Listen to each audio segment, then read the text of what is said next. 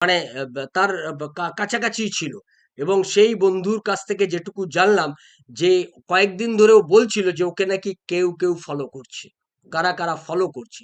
এ কথা নাকি দলকেও জানিয়েছিল। দল বলেছিল কোনো ব্যাপার নয়। এখানে কেউ কিছু করতে পারবে না। এ আর এখানে কারোর অত দম নেই যে কিছু করবে। এইটা একটা তাকে দল থেকে নাকি জানানো হয়েছিল। ফলে সেও খানিকটা আশ্বস্ত নিশ্চিন্ত হয়ে ঘুরে বেড়াচ্ছিল এবং ওই শুক্রবার দিন পলতা স্টেশনের থেকে যখন বাড়ির দিকে যাচ্ছিল, সঙ্গে তার প্রহরী-টহরীও ছিল, কিন্তু সেই প্রহরী থাকা অবস্থাতেই তাকে গাড়ি নিয়ে, বড় একটা গাড়ি দিয়ে যেটা অনুব্রত মণ্ডলের ক্ষেত্রেও যেটা একটা বিপদের দিক আছে বলে আমরা আজকেই আমি সকালে একটা লাইভ অনুষ্ঠান করেছি। আপনারা যারা দেখেননি তারা দেখে নেবেন। অনুব্রত মণ্ডলেরও কিন্তু জীবনে এরকম একটা বিপদ আছে। আর বলতেই একজনের ক্ষেত্রে এই ঘটনা ঘটে গেল। গাড়ি দিয়ে তাকে পিষে আবার গাড়িটা ব্যাক করে বেরিয়ে চলে গেছে। অর্থাৎ বোঝাই গেল যে ওকে মারার উদ্দেশ্য নিয়ে এসছিল এবং পুরো টার্গেট করা